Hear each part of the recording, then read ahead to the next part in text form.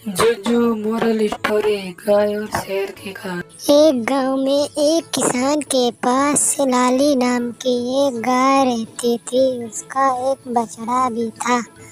वह हर सुबह चरने के लिए पहाड़ी पर चली जाती थी और शाम होने से पहले ही घर आ जाती। एक दिन वह हरी घास चरते चरते इतनी मगन हो गई कि वह एक जंगल में आगे निकल गई और वहाँ उसी जंगल में वह एक शेर की गुफा के पास चढ़ते चढ़ते पहुँच गई। जब उसने देखा तो काफी शाम हो चुकी थी। शेर को देखते ही वह सोचने लगी, ये मैं कहाँ आ गई, आज तो मारी जाऊंगी।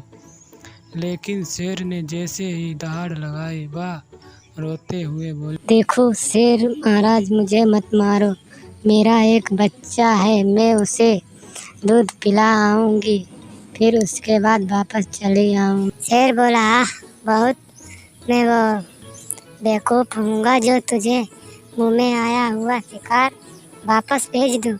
लाली बोली, नहीं, मैं झूठ नहीं कहती हूँ, मैं अपने वादे की पक्की हूँ, मैं अपने बच्चे को एक बार दूध पिला दूँ जाकर के फिर वापस चली आऊँगी। शेर को गाय की बात पर यकीन हो गया और वह बोला, जाओ, चली जाओ, अगर वापस नहीं आई तो मार डालूंगा।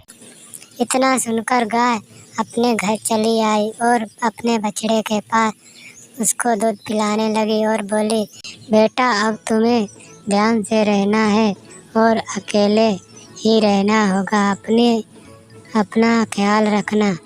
इतना सुनते ही गाय का बछड़ा बोला, क्यों मामा, क्या हो गया? गाय एक शेर मिला था, उसने मुझे क्योंकि वह तुम्हें मार देगा। गाय बोली, नहीं बेटा, मैं अपनी बात की पक्की हूँ, मैं ज़रूर जाऊँगी। और इतना कहकर सुबह होते ही वह शेर के पास पहुँच गई। शेर ने जैसे ही देखा तो वह सोचने लगा, वाह कितनी बात की पक्की है, और गाय से बोला, मैं तुम्हें नहीं खाऊंगा और जाओ अपने बच्चे के साथ खुशी खुशी रहो।